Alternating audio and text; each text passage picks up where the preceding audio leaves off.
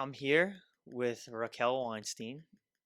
She is one of our very talented rotation students, candidate PharmD Mhm. 2021. And she came to us as a rotation student, very, very interested in the compounding topic. We're pretty much coming on tonight.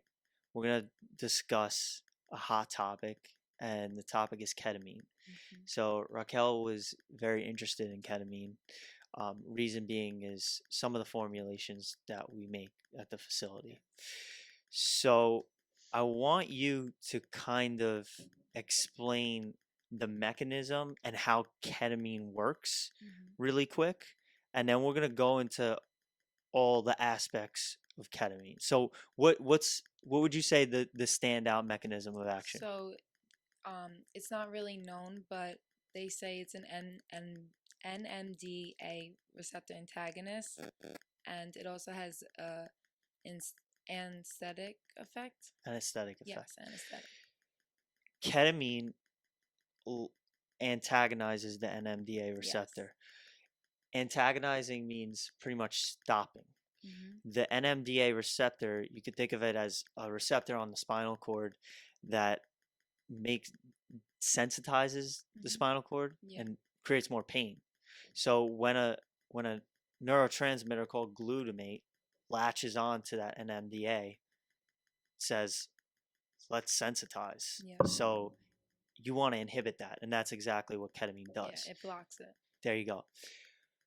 Ketamine, we hear it a lot now. It's very popular because of something that came out through the FDA, through the market, or a regular retail pharmacy called Spravato. Mhm. And we get a lot of phone calls basically, what's the difference on Spravato and how do I use a compounded versus Spravato?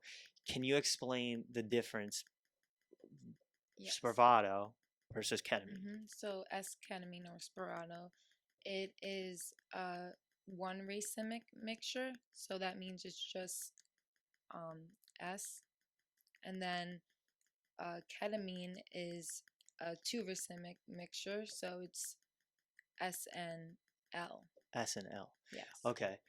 So pretty much the S and L, the chirality effect. That's a big chirality effect. Chirality is pretty much these molecules are different. When you twist them, you move them around, you Hmm. adjust them. They're different and they attach to receptors differently. So, ketamine being racemic, that means it has the S and the L. So, it does both. So, it can fit in a pretty much, let's look at it as a lock and a key. Yeah. You have the lock, you have the key, you use the perfect side of the key to put into that lock, and it's going to fit perfectly. Hmm. Let's just say that's the S. That fits into that receptor perfectly. But if we turn the key around, we try to use the back end of the key, it's not going to work. So that might be the L. That's chirality right there. Yes. What about, because this is a big one, what about dosing? Yeah, so dosing's different because esketamine is very potent, so it has a lower dose. So it's 0.25 milligrams over kilograms body weight of the body weight.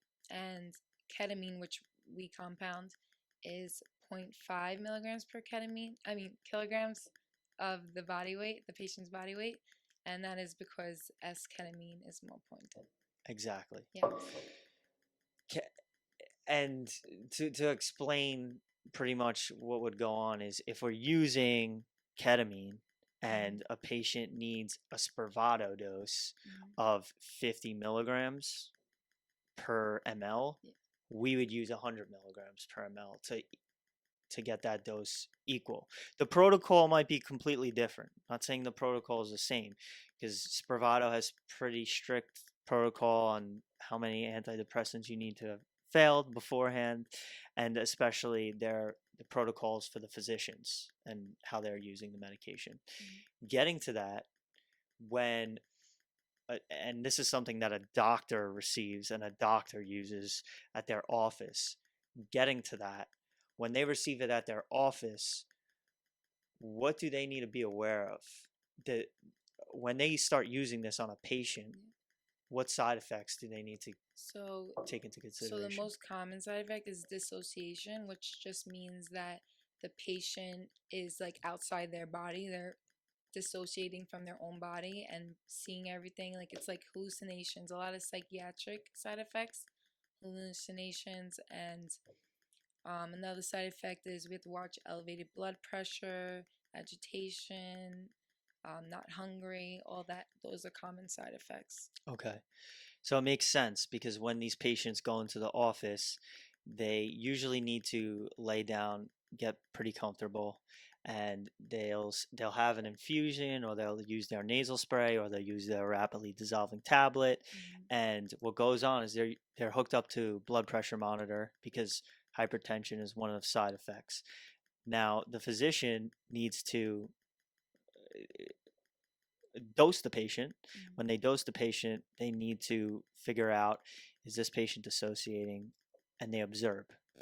When they're observing, they might have to adjust the dose based on how far this dissociation is.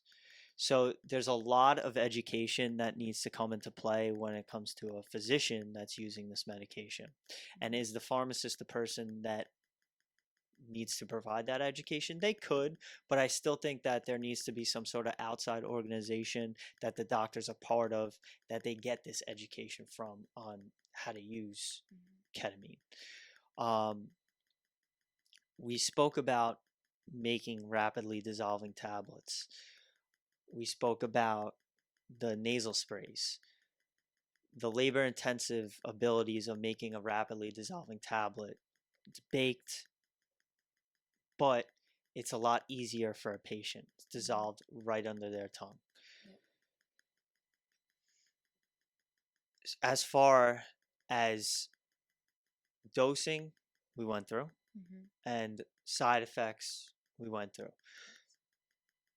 A doctor using this at their facility, they need to be Lock it up. well educated, and they need to lock it up. Mhm. So locking it up is very important. Needs to be behind a couple doors and a lock and key case because it is a controlled substance, Mhm. and that prescription needs to have the patient's name on it. Yes.